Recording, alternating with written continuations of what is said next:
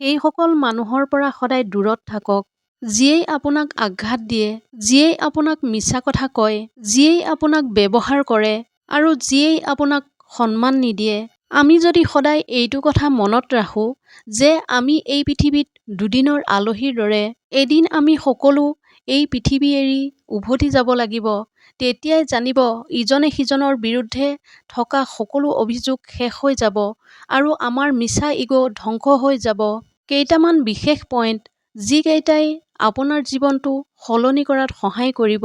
১. কালিলৈ থৈ দিয়া কামবোৰ আজিৰ পৰাই কৰিবলৈ আৰম্ভ কৰক। আপুনি কালিলৈ কৰিম বুলি যদি কিবা কাম থৈ দিছে, তেন্তে কালিলৈ নৰৈ আজিৰ পৰাই কৰিবলৈ আৰম্ভ কৰক। কোনো কাম কেতিয়াও কালিলৈৰ বাবে পিছুৱাই থৈ নিদিব, কাৰণ আজি যি সুযোগ আপোনাৰ জীৱনলৈ আহিছে, সেয়া কালিলৈ হয়তো নাথাকিবও পাৰে। ২. সময়ক সন্মান কৰক। কোনো কাৰণতেই সময় নষ্ট নকৰিব। আপোনাৰ সফলতা আপোনাৰ সময়ৰ লগত জড়িত হৈ থাকে।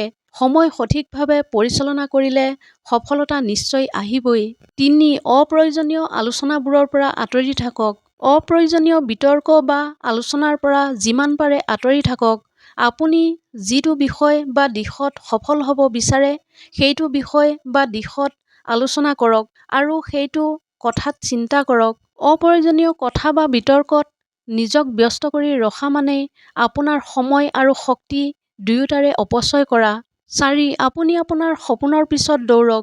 আপুনি আপোনাৰ জীৱনত যি লক্ষ্য নিৰ্ধাৰণ কৰিছে বা যি হোৱাৰ সপোন দেখিছে, অন্তৰেৰে সেইটো সপোনৰ বাবে কাম কৰক। মনত ৰাখিব যে আপুনি নিৰ্ধাৰণ কৰা লক্ষ্যটো কেতিয়াও সলনি নহয়, তাৰ বিপৰীতে আপুনিহে আপোনাৰ লক্ষ্যৰ পৰা আঁতৰি আহে।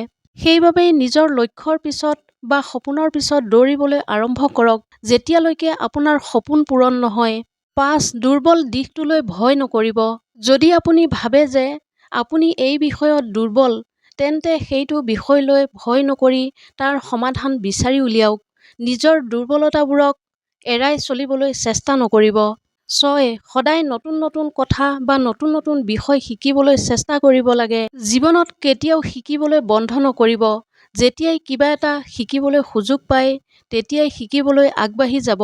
ডিগ্ৰীৰ লগতে আপোনাৰ দক্ষতাও বৃদ্ধি কৰক। ৭. সদায় ভদ্ৰ তথা নম্ৰ হৈ থাকক। আপোনাৰ আগবাঢ়ি যোৱাৰ বাট অহংকাৰ বা ইগ'ৰ বাবেই বন্ধ হৈ পৰিব পাৰে। সেইবাবে সদায় ভদ্ৰ নম্ৰ হৈ থাকিবলৈ চেষ্টা কৰক আৰু লগতে বয়োজ্যেষ্ঠসকলক সন্মান কৰক।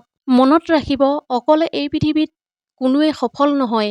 সকলোকে কাৰোবাৰ পৰা সহায়ৰ প্ৰয়োজন হয়েই। ব্যৱহাৰ নকৰাৰ বাবে লোহাক মামৰে খাই নষ্ট কৰে। স্থিৰতাৰ বাবে পানীয়ে নিজৰ শুদ্ধতা নষ্ট কৰি পেলায়। ঠিক একেদৰে নিষ্ক্ৰিয়তাৰ বাবে মানুহে মগজুৰ শক্তি হেৰুৱাই পেলায়। সেইবাবে সক্ৰিয় হৈ থাকিবলৈ শিকক। কাৰণ লক্ষ্যবিহীন জীৱনটো ঠিকনা নথকা চিঠিখনৰ দৰে, যিখন চিঠি কোনো গন্তব্যস্থানত উপনীত হ'বগৈ নোৱাৰে। সফলতা এনে এখন বাহন যি কৰ্মৰ চিৰিত চলে আৰু এই বাহনৰ ইন্ধন আত্মবিশ্বাস। এই ইন্ধনৰ অবিহনে ভ্ৰমণ কৰা অসম্ভৱ। সেইবাবে সফলতা পাবলৈ কৰ্ম কৰিবই লাগিব। কৰ্ম কৰাৰ লগতে মনত সম্পূৰ্ণ আত্মবিশ্বাস থকাৰ প্ৰয়োজন। আত্মবিশ্বাস নাথাকিলে কোনো কামতেই সফলতা নাপায়। এই পৃথিৱীত শ্ৰেষ্ঠ ঔষধ হ'ল হাঁহি, আটাইতকৈ ডাঙৰ ধন হ'ল বুদ্ধি, শ্ৰেষ্ঠ অস্ত্ৰ হ'ল ধৈৰ্য, সৰ্বোত্তম সুৰক্ষা হ'ল বিশ্বাস, আৰু মজাৰ কথাটো হ'ল এই সকলোবোৰ বিনামূলীয়া। সেইবাবে এই প্ৰতিটো গুণ আয়ত্ত কৰিবলৈ চেষ্টা কৰক। যি আজি কাৰো কথা নামানি, কাৰো কথা চিন্তা নকৰি স্বাৰ্থপৰতাৰে আগবাঢ়িছে, এটা দিন আহিব সেইসকলেও মূৰ তল কৰিব লাগিব। সেই সকলোবোৰ ইগ' ভাঙি যাব। আপুনি মাত্ৰ শান্ত হৈ শুদ্ধ পথেৰে গন্তব্যস্থানৰ ফালে আগবাঢ়ক। আজি আপুনি পৃথিৱীৰ আগত মূৰ দোৱাই আগবাঢ়িছে, কালিলৈ গোটেই সমাজে আপোনাক মনত ৰাখিব। এনেধৰণৰ মটিভেশ্যনেল ভিডিঅ' পাই থাকিবলৈ মোৰ চেনেলটো ছাবস্ক্ৰাইব কৰিবলৈ নাপাহৰিব। ধন্যবাদ।